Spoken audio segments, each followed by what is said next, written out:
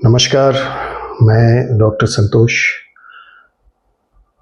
आपके सामने एक बहुत ही आवश्यक विषय पर आज बात करने जा रहा हूं।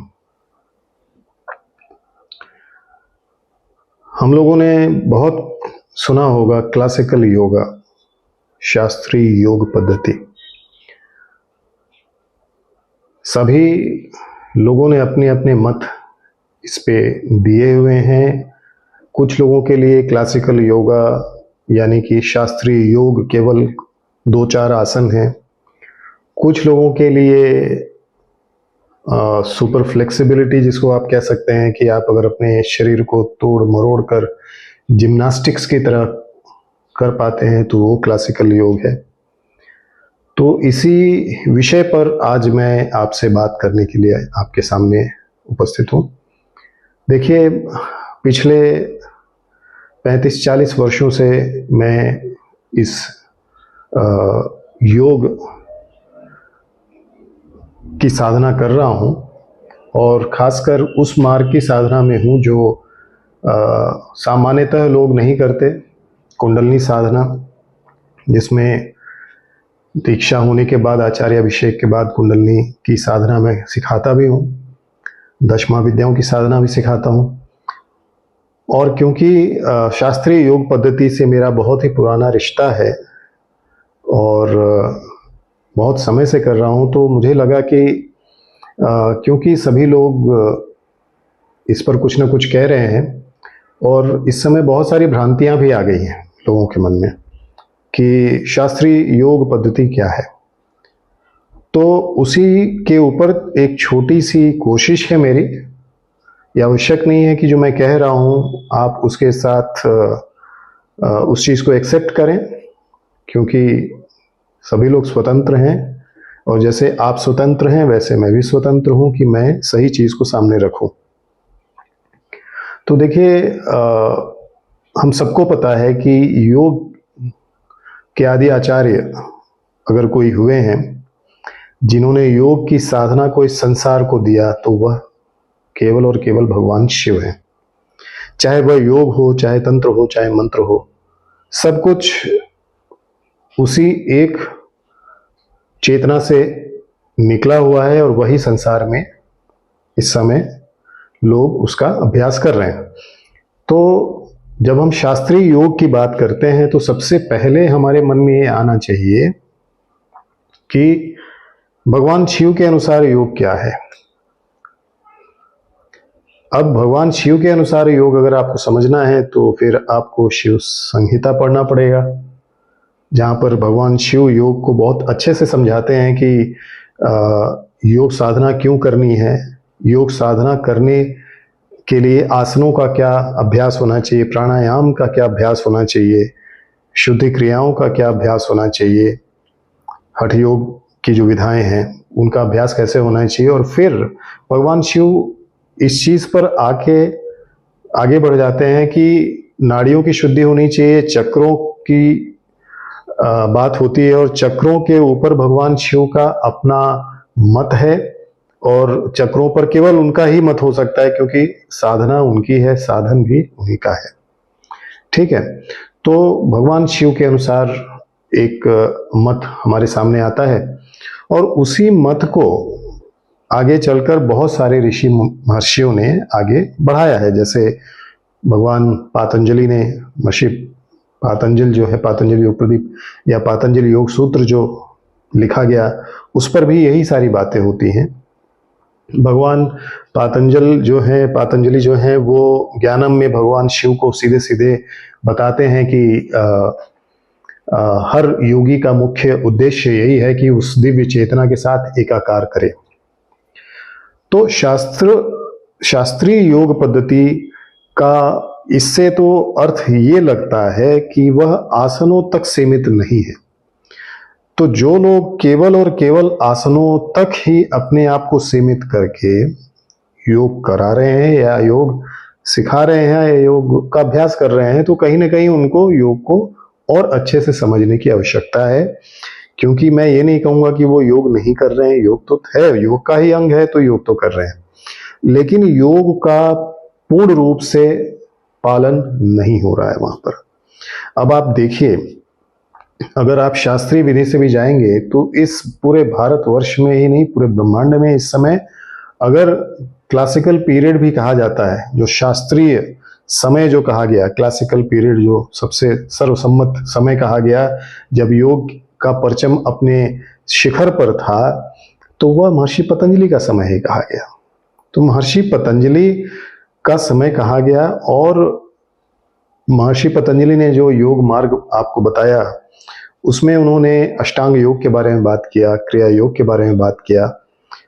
उन्होंने कहीं पर भी ये नहीं कहा कि केवल आसन कर लो तो आपका योग का जो साधन है, जो मार्ग है, वो पूरी तरह से कंप्लीट हो जाता है। तो इसलिए हमें कहीं ना कहीं जो महर्षि पतंजलि का अष्टांग योग है, उसको ही ये मानना पड़ेगा कि वही शास्त्रीय योग की एक परंपरा का मुख्य धारा में जुड़ने का एक मार्ग है।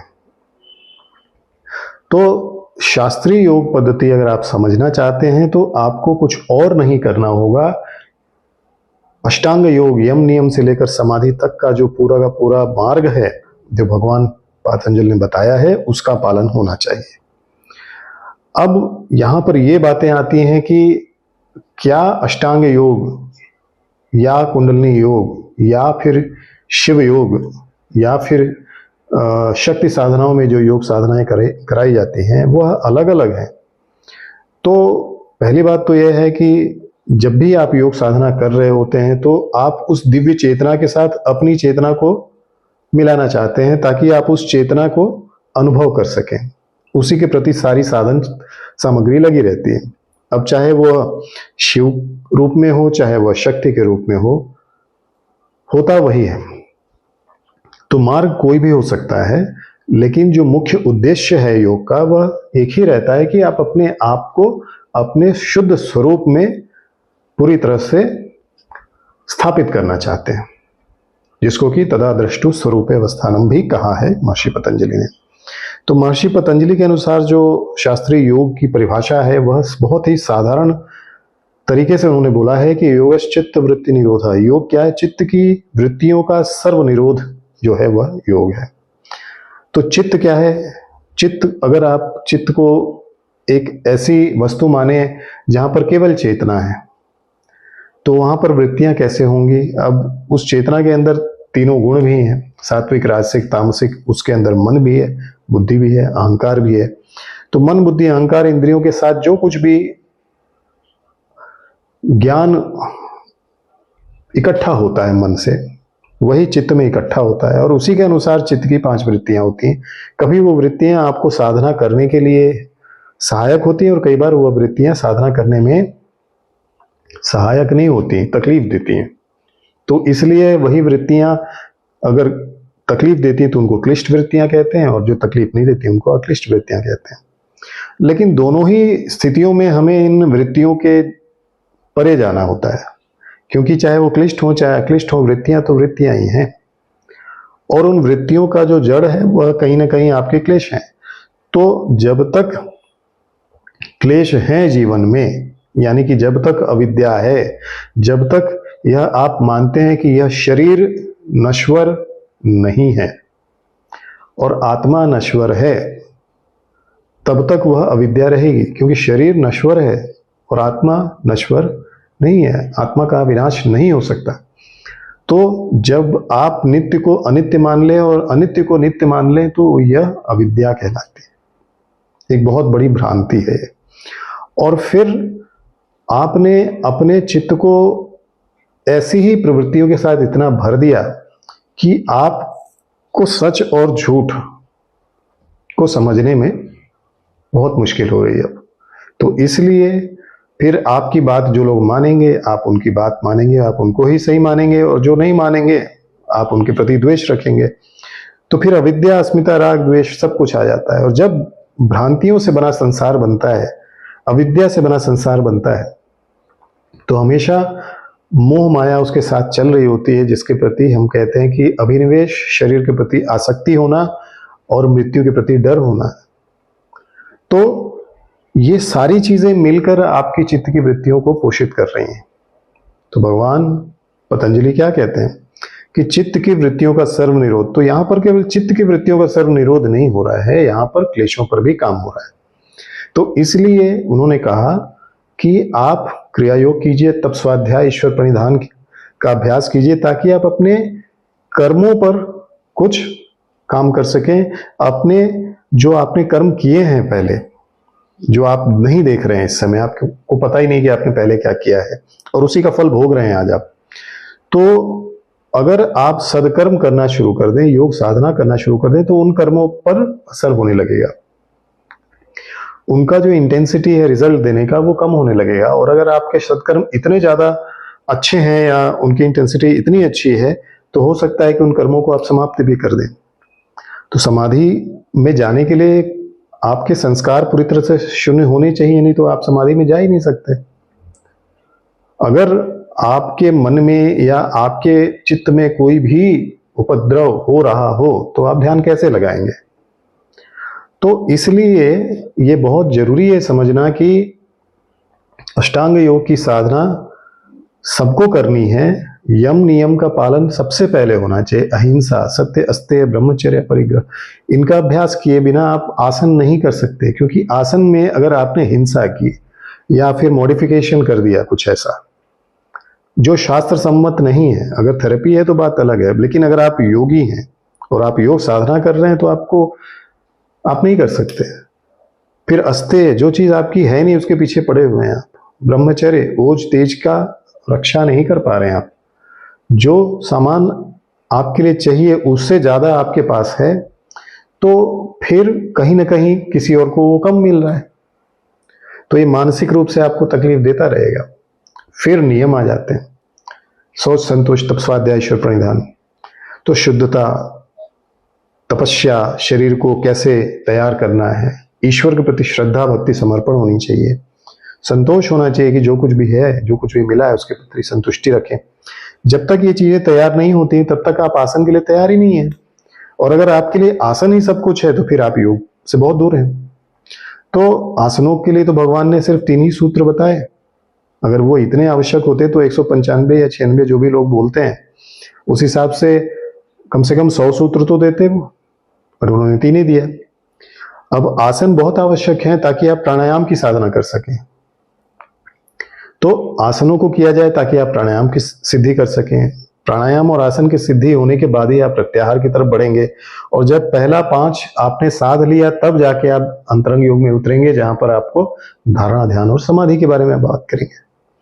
और जब भी आप धारणा, ध्यान, समाधि की बात करते हैं, अंतरंग योग की बात करते हैं, तो आप समझ लीजिए कि वहां से कुंडलिनी साधना शुरू होती है।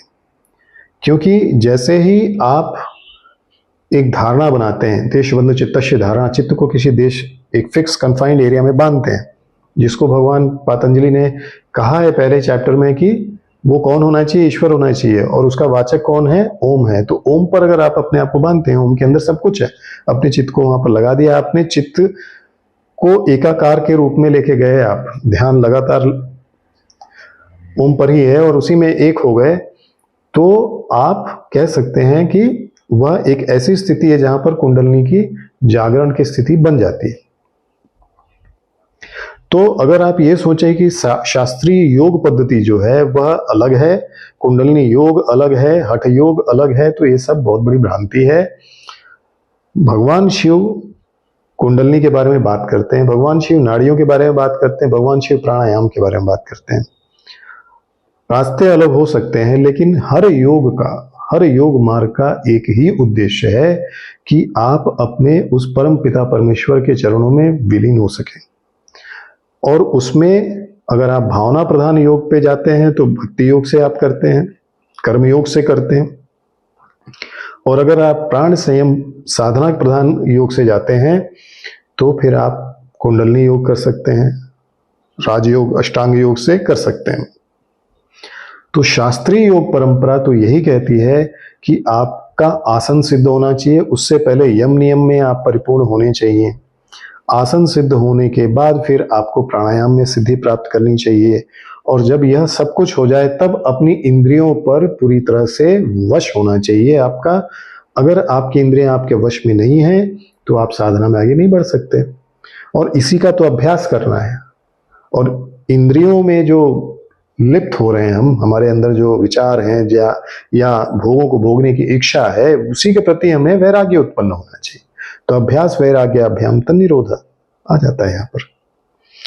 तो इसके बाद फिर आपकी अंतरंग यात्रा शुरू हो जाती है। और अंतरंग यात्रा में भी भगवान शिव साफ कहते हैं कि आपको किताबें पढ़ के या कुछ वीडियोस देख के शुरू नहीं करना है। आपको गुरु के प्रति अपनी श्रद्धा होनी चाहिए। आप किसी योग्य गुरु से सीखिए और फिर सही मार्ग पकड़िए और सही मार्ग पकड़कर आगे बढ़िए। इसलिए कहा है ताकि आपको साधना में सफलता मिले। लेकिन आज लोग ये समझते हैं कि केवल आसन कर लेंगे तो उनकी साधना कंप्लीट हो गई।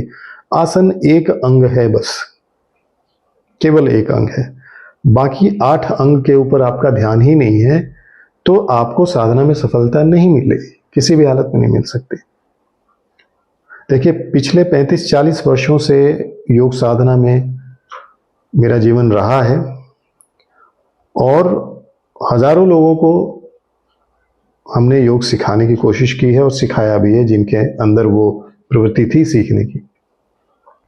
लेकिन ये संस्कारों पे है, आपने क्या किया है वो अलग बात है। आज आपने मेरे साथ, चलिए आपने दीक्षा ली और उसके बाद साधना शुरू कर दी, कुंडलिनी साधना की। फिर कुछ दिन के बाद आपको थोड़ा मुश्किल लगा या फिर आपके मन में कुछ विचार उत्पन्न हुए जो आपको भ्रमित कर रहे हैं कि नहीं, ऐसे नहीं, अब इतना ही काफ़ी है, तो आपने उसको डिसकंटिन्यू कर दिया। तो वो भी आपके संस्कारों में आ गया और आप उतनी दूर हो गए फिर से। तो यह आवश्यक है कि जब आप एक बार साधना शुरू कर दें तो उस साधना में निरंतरता होनी चाहिए। हर दिन हम शिव जी को साक्षी मानकर प्रार्थना करते हैं कि मैं आजीवन इस साधना पथ पर चलूंगा, और आप नहीं चलते हैं। इससे बड़ा पाप कैसा हो सकता है कि आप शिव जी जिसकी साधना कर रहे हैं, जिसने दिया है, उसको साक्षी मानकर आप साधना कर रहे हैं और फिर डिसकंटिन्यू कर दे रहे हैं। जो भी कारण हो आपके मन में, लेकिन वह कारण यहां पर आना ही नहीं चाहिए, क्योंकि यह आध्यात्मिक मार्ग है। 6 महीने, 8 महीने, 6 साल, 60 साल में नहीं खत्म होता, पूरे जीवन लगा रहना पड़ता है। पूरे जीवन लगे रहेंगे तब जाकर आप आगे कुछ कर पाएंगे। और फिर आप ये कहते हैं कि मैं इस साधना को दूसरों तक पहुंचाऊंगा। आपने कितनों को पहुंचाया भाई? इसलिए नहीं पहुंचा पा रहे हैं क्योंकि कहीं ना कहीं आप अपनी साधना ही ठीक से नहीं कर पा रहे हैं। आप इसी कॉन्फ्लिक्ट में हैं कि मुझे 1 महीने में कितनी चीजें मिलेंगी, 1 महीने में 12 क्लास मिल रहा है या 15 क्लास मिल रहा है। भाई साहब, आपने अगर गुरु के मुख से एक शब्द भी सुना तो आपका पूरा जीवन उसके लिए काफी है। तो यहाँ 12 घंटे मिल रहे हैं, बहुत बड़ी बात होती है। आपके साथ कितने लोग जुड़ गए? आपने हर महीने अगर 2-2 लोगों को भी जोड़ा और इस महामार्ग पर सबको, आगे चल के आप 10 साल के बाद देखेंगे कि काफी लोग आपकी साधना के साथ जुड़ जाएंगे। यह आवश्यक है कि आपके लिए तो कोई मिला जो आपको रास्ता बता रहा है, लेकिन जिनको नहीं पता है उनको कैसे आप जोड़ेंगे? सही बात है, आपने 2 लोगों को जोड़ा और 3 महीने के बाद उन्होंने छोड़ दिया, लेकिन वह संस्कार तो उनमें आ गए ना। आपके संस्कार तो जुड़े ना कि आपने अच्छे कर्म किए। तो शास्त्रीय योग का अर्थ ये नहीं है कि केवल आसन कर लिए, प्राणायाम कर लिए। शास्त्रीय योग में एक संस्कार को भी हमें जीवित रखना होता है और संस्कार को इस तरह से ट्रांसफॉर्म करना होता है कि अपने जीवन के साथ हम दूसरों के जीवन को भी प्रभावित कर सकें। स्वार्थ नहीं आवश्यक है, परमार्थ आवश्यक है। तो इसलिए जो भी साधना हम कराते हैं, चाहे वह शास्त्रीय योग के माध्यम से हो, फिर उसके साथ में, क्योंकि हमारा जो मार्ग है वो कुंडलिनी का मार्ग है, तो हम शक्ति साधनाओं के माध्यम से योग साधना को करते हैं। तो उसको करेंगे जब आप, तो आपको उसका अनुभव होगा और हो भी रहा है, लेकिन उसके साथ जुड़े रहना पड़ेगा।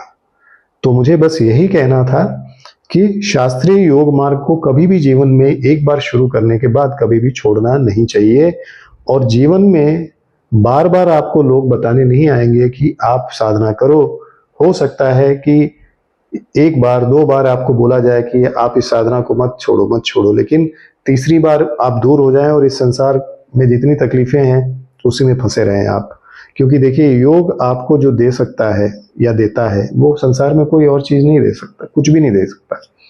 योग आपको अच्छा हेल्थ देता है, चक्रों की शुद्धि करता है, चक्रों का जागरण करता है, परमार्थ के लिए प्रेरित करता है, ईश्वर से आपको मिलाता है, और संसार में कैसे जीना है, कैसे लोगों के साथ बिहेव करना है, वो भी तो योग ही बताता है। आपको पूर्णता देता है। आपके जीवन में कुछ कमी है, चाहे वो धन हो, चाहे वो पुत्र हो, चाहे पुत्री हो, चाहे जॉब हो, चाहे कुछ भी हो, वो भी तो योग के मार्ग से आपको मिलता ही है। तो इसलिए मेरा बस यही कहना है कि आप भी स्वयं योग कीजिए और लोगों को प्रेरित कीजिए कि आपके साथ जुड़े और इस महामार्ग पर, उस परमपिता परमेश्वर भगवान शिव के इस महामार्ग पर चल सकें, आपके साथ या फिर आपके आगे या पीछे, लेकिन साथ में चलना जरूरी है, किसी का हाथ छोड़ना नहीं है। नमस्कार।